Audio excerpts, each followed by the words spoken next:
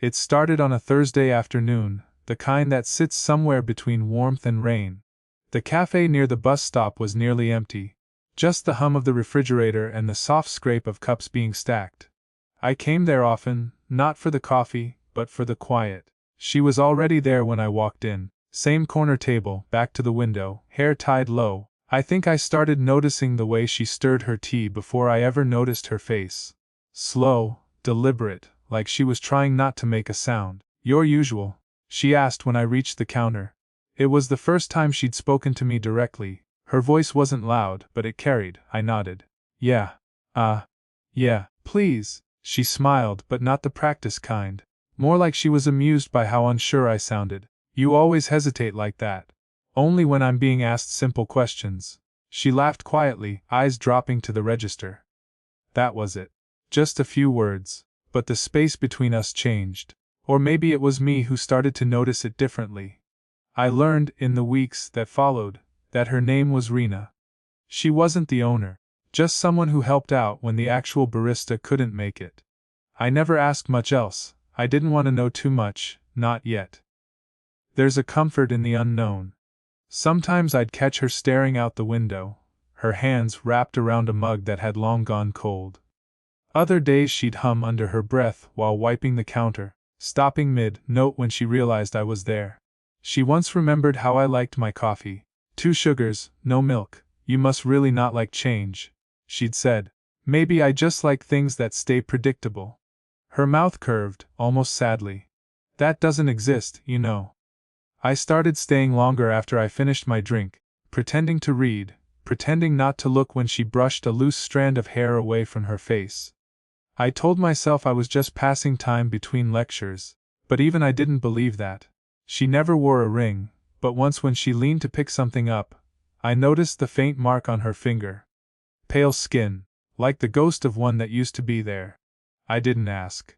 She didn't offer. There was something about the way she moved through silence. Not afraid of it, just accustomed, like she'd spent years learning how to breathe in rooms that were too quiet. One evening, near closing time, I offered to help her carry a box of supplies to the back. She said no at first, then paused and nodded. "All right. Just this once." The hallway behind the cafe smelled like dust and old wood. She walked ahead of me, and I noticed how her hand brushed against the doorframe before she turned. "You're good at pretending you don't look at people," she said softly. I froze, half smiling. That obvious. Only to people who do the same thing. The lights flickered, just once. Neither of us said anything after that. When I got home that night, I typed a message to her. Something small, like thanks for the coffee. But never sent it. I stared at the screen until it dimmed. The next morning, as I packed my things for class, a new message lit up my phone. "Rena, can you come by after closing? There's something I need help with." I read it twice, then a third time. The kettle clicked off behind me. The silence stretched, waiting for an answer. And I realized I was already on my way. When I arrived, the cafe lights were half dimmed, the world outside already swallowed by the kind of night that smells like rain. She stood behind the counter, sleeves rolled up, wiping down the espresso machine with slow, methodical movements. "You came," she said simply. "You asked." She gave a small nod, not looking up. "I wasn't sure you would." There was no one else there. The silence between the walls felt too alive. I took the rag she offered, began drying the cups she'd already washed. It didn't make sense. She could have done it herself, but it felt like a small permission to be near her. After a few minutes, she said, "I used to run this place with my husband. He left a few years ago." The word left hung there, neither explained nor softened. "I'm sorry," I said quietly. She shrugged, eyes on the cup she was drying. "Don't be. He still sends postcards sometimes." "Like that makes it better." I didn't know what to say to that, so I said nothing. The hum of the fridge filled the space between us again. When she turned, our hands brushed as she reached for another cup. Not deliberate, but not accidental either. She froze. I did too. Her eyes met mine, dark, steady, unreadable. Then she looked away. We finished closing in silence. She locked the door and leaned against the counter, exhaling like she'd been holding her breath for hours. "You're still in school, right?" she asked. "Final year. Architecture. Must be nice." knowing what's ahead of you. I laughed softly. You say that like you're on the other side of it. She didn't laugh. I am. I wanted to ask what that meant, but the way she folded her arms told me not to. Instead, I said, you ever miss it? Being 20-something, I mean. She tilted her head, thinking, sometimes. But mostly, I miss not realizing how quickly everything disappears. The words landed deeper than I expected. I looked down, tracing the edge of a cup with my thumb. You make it sound like it's already too late. For some things it is, she said softly. The room felt smaller after that. She poured 2 cups of tea, the kind she always drank when it got too late for coffee. We sat at the same table where I usually watched her from a distance. The light caught in her hair, the tea steamed between us like a fragile boundary. I don't usually let people stay this long, she said. I won't tell anyone, I replied. That made her smile, barely. The kind that knows it shouldn't exist but does anyway. When I got up to leave, she reached out to adjust my scarf, her fingers brushing my neck. It was a quick gesture. Almost maternal, almost not. Cold night, she murmured. Yeah, I said, voice low, but what I meant was, you don't have to pretend it's just the weather. I remember that moment more clearly than anything that came after. Maybe because, for the first time, it felt like someone finally saw me. I started avoiding the cafe for a few days after that night. Not on purpose, at least that's what I told myself. But every time I passed the corner, I felt it, that quiet pull, like gravity knew something I didn't. When I finally went back, Rena wasn't there. A younger girl with bright hair stood behind the counter instead. She said, she's off today, and smiled too easily, like she didn't know she'd just made the air leave my chest. So I ordered a coffee I didn't want, sat in my usual spot anyway. The chair across from me stayed empty, and I realized I'd never noticed how empty things were until she'd started filling them. She came back the next morning. I didn't mean to look relieved, but she saw it anyway. You disappeared, she said. I thought maybe I was coming here too much. Maybe you were. There was no accusation in it, just a statement. But it still landed like one. That afternoon, she asked if I could help fix the light in the back hallway. The bulb had been flickering for weeks. I climbed the small ladder while she held it steady. Her hands brushed my ankles once, maybe twice, probably by accident. You don't have to do this, she said quietly. I don't mind. I didn't say you mind. The ladder wobbled slightly, or maybe I did. I turned, and she was right there, close enough that I could smell her shampoo. Something faint, like chamomile. She looked up, eyes steady, but her hands tightened on the ladder rails. It felt like we were standing on the edge of something invisible. Then the door opened. A man stepped in, middle age, holding a clipboard. Oh hey Rena. You got a minute? She stepped back instantly. Yeah, of course. Her voice was too calm. I climbed down, pretending to check the light again. The man glanced at me, polite, uninterested, and went on talking about deliveries. Rena didn't look my way once. When he left, she exhaled, rubbing her temples. Sorry, she said, not looking up. For what? For. She stopped. Nothing. You should probably get going. I wanted to ask who he was. I didn't. Instead, I gathered my things, but didn't move. You always do that? I said finally. Do what? Pull away right when things start to feel. I couldn't finish the sentence. Neither could she. The clock on the wall ticked too loudly. She turned then, and for the first time, she didn't hide how tired she looked. You don't know what you're doing, she said softly. Maybe not, I admitted. But I'm here. Something flickered behind her eyes. A step forward, maybe half a breath away, her hand lifted, paused midair, fingers hovering near my jaw, and then she dropped it. You should go, she whispered, so I did. But outside, standing in the cold, I touched the place where her hand almost had been, and realized it felt warmer than the rest of me. The next few days, she barely looked at me. When I walked in, she'd nod, polite, distant, and go back to stacking cups or counting change. I'd sit at the window, pretending to scroll through my phone, pretending not to notice how every small thing between us had turned deliberate, the way she moved around me, the silence she let stretch too long. It shouldn't have bothered me. But it did. One evening, just before closing, I found her outside, sitting on the curb beside the cafe. The air was heavy with the smell of rain-soaked pavement. She was staring at nothing, a cigarette burning between her fingers though she didn't seem to be smoking it. "You shouldn't be out here alone," I said quietly. She smiled faintly. "I could say the same to you." I sat down beside her, leaving space.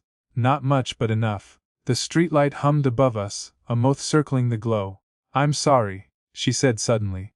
"About the other day. I didn't mean to." "It's fine," I said too quickly. "You don't owe me anything." Her eyes flicked to me then, sharp and searching. "That's the problem, isn't it? You say things like that, like you mean them. But you don't." I didn't answer. I couldn't. She exhaled smoke, slow and steady. "You think I don't notice? The way you look at me, the way you wait for me to say something I can't say." "You could," I said before I could stop myself. The words startled both of us. She looked away, shoulders tightening. "I'm twice your age," she said. "You don't even know what you want yet." "I know what I don't want," I murmured. "I don't want to keep pretending I don't feel something when I do." The silence that followed wasn't awkward. It was full, dangerous. She laughed once, a hollow sound. "You have no idea how easily you could ruin me." "I'm not trying to." "I know." She rubbed at her eyes with the back of her hand. "That's what makes it worse." For a while we just sat there, listening to the city wind down. The distant traffic, the sound of dishes being stacked inside. Her cigarette burned out between her fingers. I wanted to take it from her hand, to do something, anything, to break the space that kept us safe and miserable at once. Instead, she said quietly, "You remind me of someone. My husband, when we first met. Before everything started to fade." I swallowed. "Is that why you pull away?" She didn't answer. Her hand twitched once, like she might reach for mine, but she didn't. When she finally looked at me, her eyes were wet but steady. "You should go before I forget who I'm supposed to be." I wanted to ask who that was. The question sat in my throat, trembling unfinished. But she was already standing, already walking back inside, and the night stayed very still, waiting for an answer that never came. After that night, I didn't see her for almost a week. The cafe stayed open, I checked. Light still came on at dawn, chairs still stacked outside, customers still drifted in and out. Just not her. The new girl said, "She's visiting family." And I nodded, pretending not to notice how her tone didn't match her words. I tried to focus on my final project, on deadlines and lines on paper that refused to connect. But my mind kept circling back. To the sound of her laugh under the streetlight, to the way she said "ruin me" like it was both a warning and a wish. By the fourth day, I stopped pretending I wasn't waiting. When she finally returned, something about her had changed. Her hair was shorter, her smile smaller, practiced. She moved through the cafe like a guest, not the person who'd once owned the air in it. I said her name. She looked up, startled, as if she hadn't expected me to still be there. "You're back," I said. "For now." Her voice was lighter, but her eyes weren't. We stood there, the hum of the refrigerator filling the space between us. I wanted to ask where she'd been, but the question felt too intimate. Instead, I said, "You cut your hair." "New start," she said. "Or maybe just pretending at one." She smiled then, brittle, polite. Like we'd never sat together outside in the rain. That evening, I stayed until closing again. She didn't stop me, didn't talk much. Just the soft sounds of her wiping down the counter, my cup cooling beside me. Finally, I said, "Did something happen?" She didn't look up. "My husband came by." I froze. "He was just passing through. Dropped off a few things he'd kept." She set a stack of saucers down too hard. "Funny, isn't it? How someone can walk out of your life and still find ways to rearrange the furniture." "What did he want?" "To remind me I'm still technically married," she said with a tight laugh. The word technically stayed between us like a shadow. We didn't talk after that. Days passed. I stopped going to the cafe, telling myself I was being mature, that giving space was the right thing. But every evening, my phone would light up with her name, not as a message, just as a memory from some old text I'd never deleted. Once, I typed it, "Do you still think about that night?" Then deleted it before hitting send. The last time I saw her, or almost saw her, was by accident. I was on the bus, half asleep, when we passed the cafe. Through the window, I caught a glimpse, her head bent over the counter, a man standing across from her. For a second, I thought it was him. I didn't feel heartbroken, I felt paused, like life forgot to finish the sentence. The bus kept moving, and I let it. A month passed before I saw her again. The cafe had changed its name. New sign, new staff. But when I walked in one late evening, half hoping, half certain she wouldn't be there, I heard her voice before I saw her. Same order, she asked, from behind the counter. I turned. She was in a plain gray sweater, hair tucked behind her ears, eyes softer than I remembered. You came back, I said. Just helping out for the week. The new owner's still figuring things out. She smiled, but it wasn't the one that used to undo me. It was gentler.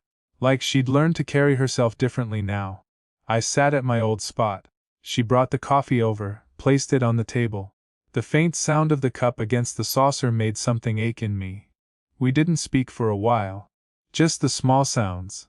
The hiss of the espresso machine, rain beginning to tap the windows. Finally, she said, I thought you'd stopped coming. I did.